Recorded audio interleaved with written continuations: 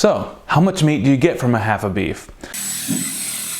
You know, it makes sense. If you're gonna buy a beef or half a beef, you really wanna know what you're gonna be getting. And actually the question is hard to answer because there's so many variables. There's the live weight of the beef to consider, what the beef was fed, was it grain fed or grass fed? And then also, what do you want out of it in terms of like bone-in cuts or a lot of boneless cuts, because that can really affect how much meat you end up taking home. So rather than spending a lot of time theorizing about the endless possibilities, I decided to go ahead and just do a video of us doing an actual half of beef so that you can see, in this case, with the way the person got the cuts done and it being a grain-fed beef, you can see exactly what it produced. It was a grain-fed beef and the live weight was 1,240 pounds. So on the rail, which is the same thing as hanging weight, this side of beef weighed 343 pounds hanging weight, or rail weight, which is 55.3% of the live weight. And then as you'll see in the video, we ended up with 99.75 pounds of steaks and roast, and then 163 pounds of burger, which means the total take-home weight was 262.75 pounds, which is 42.37% of the live weight of the animal. Let me quickly show you the cut sheet for this half of beef that you're going to be seeing us process here. So in this case, they opted for chuck roast, sirloin tip roast, and rump roast. And then they did not choose to have a brisket, nor did they choose to have beef ribs, but they did go with the boneless ribeye at 3/4, and they went with the bone-in sirloin steak at 3/4, and the bone-in T-bone at 3/4. And then they did like half round steak at 3/4 and half cube steak at 3/4. And then they also did the flank steak and the skirt steak. And then whatever wasn't specified here as either steak or roast would be put into your burger, and they got an 80-20 on the burger. So this is kind of this is our beef form. And so if you ever were to order one or bring a beef in here, we'd fill out something kind of like this with you. So hopefully this order form will give you a bit of a context for what we're doing as we process this side of a beef. So this side of beef, when we harvest it, we weighed it, and it weighed 343 pounds. That'd be the rail weight or hanging weight. Now it's aged 10 days and ready to process. Put that on the deboning table. Take off the neck. Deboning table. We're removing the brisket from the ribs. Now Levi's taking out the rib section.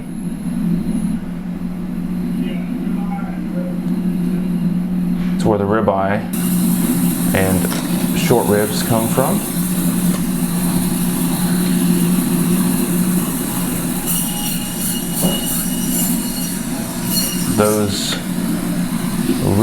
That rib section can be done as bone-in or boneless. In this case, the customer wanted it boneless, so you'll see us remove it later. Here he's cutting the short ribs. This will be for short ribs. The short ribs just uses the best part of the rib section. The rest of it goes to the deboning table and will be deboned and put in the burger. Now we're ready to work on the hindquarter here. And now we're removing the section that will be for the flank and skirt steak. The flank and skirt steak are specific pieces of meat in that section. Now we'll be doing the sirloin steaks and the T-bone steaks from this section. Bring out the sawzall, finish the cut. You can see they're deboning the other parts back on the deboning table while we trim this T-bone and sirloin section up, removing some of the excess fat.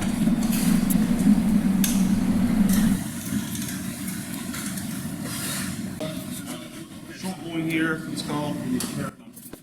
The T-bones go from here, right here where this angled bone comes in, and then from there is where the sirloin steaks. Square it up here a little bit. Okay, take off that part, trim it up, get it ready to make sirloin steaks. This is a trimming cut trim off the part that won't make the best steaks. Now here we go with the sirloin steaks.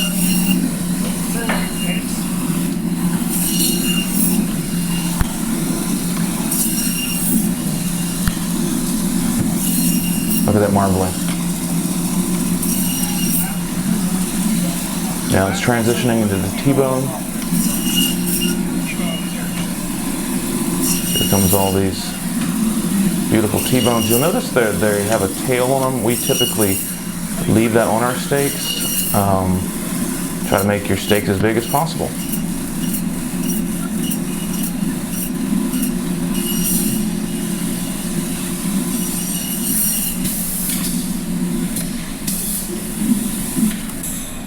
So it looks like our sirloins are weighing 8.75 pounds.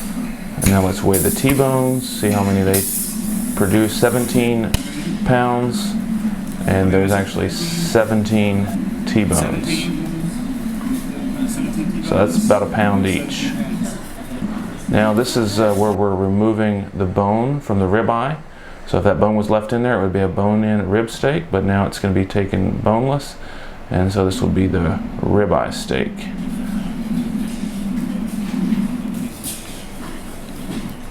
There's the ribeye. The weight of the ribeye in this case was 13.65 pounds. And now we're counting to see 12, 13, 14, 15, 16. So 16 ribeyes is what this one made. So at that thickness, this one made 16 ribeyes. And now we have the brisket. Even though this person didn't want the brisket, I cut it out just to show you how it works. That weighed 17.3 pounds. And then here we're going to do the short ribs like we normally do in approximately 4x6 sections. We try to cut them down to a manageable size for you.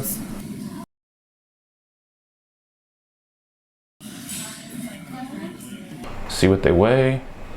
We're looking at about 15.5 pounds of beef short ribs. Now this is the chuck. So right now we're taking the ribs, the rest of the ribs, and the backbone out of the chuck. Trimming it up just a little bit. Okay, now that we've got the chuck trimmed up, it's ready to cut into roast. So take it off the deboning table here.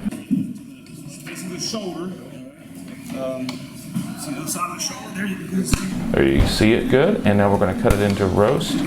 So first we're going to do a trim cut. Whatever we trim off is going to go into your burger, and then we're ready to do the roast. Here's your chuck roast coming off. Now those chuck roasts will be trimmed.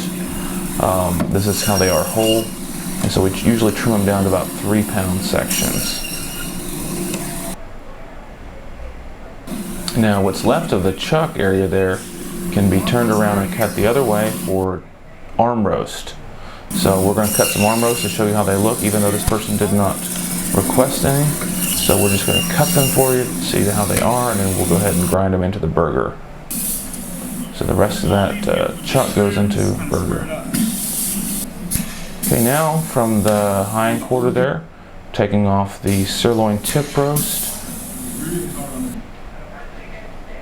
And this will be trimmed up into a nice roast.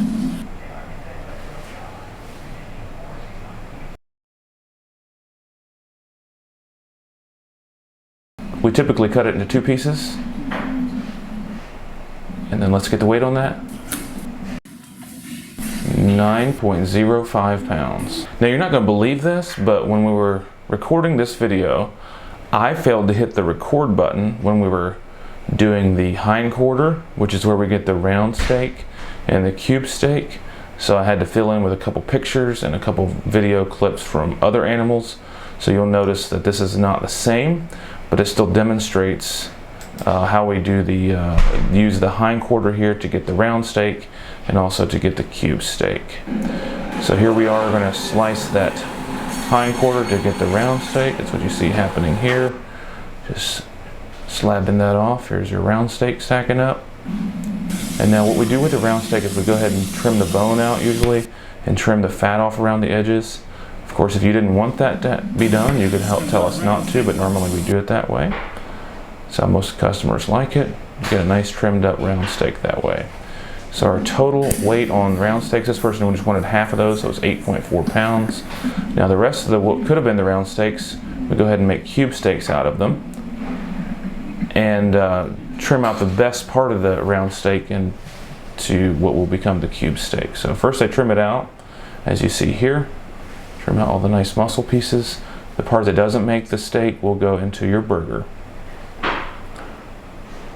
So here we have the round steak, 6.10 pounds, and then it's being tenderized here in our tenderizer.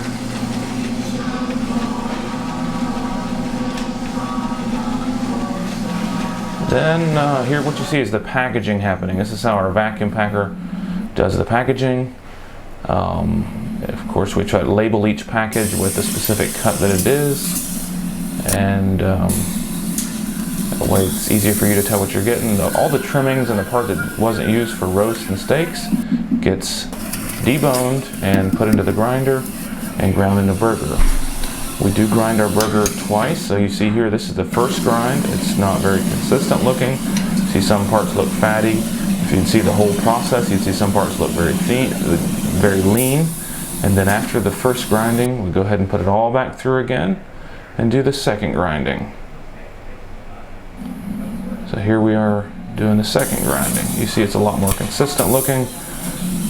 That's because it's being ground twice. And we always do that to make sure you get a good consistent mix of your fat ratio. Then after it's all ground, we go ahead and put it into the stuffer.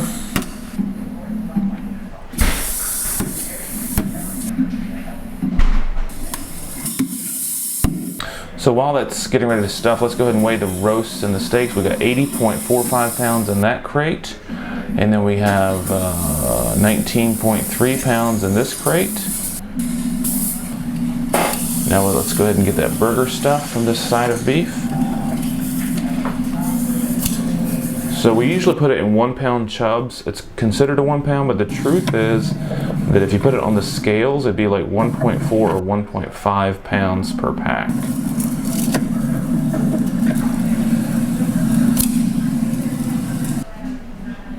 Okay, we've got the burger stuff. Let's go ahead and get a weight on that. The first one weighs 66.2 or 3 pounds, and we got one here coming in at 66.95, and the next burger crate weighs 29.9 pounds.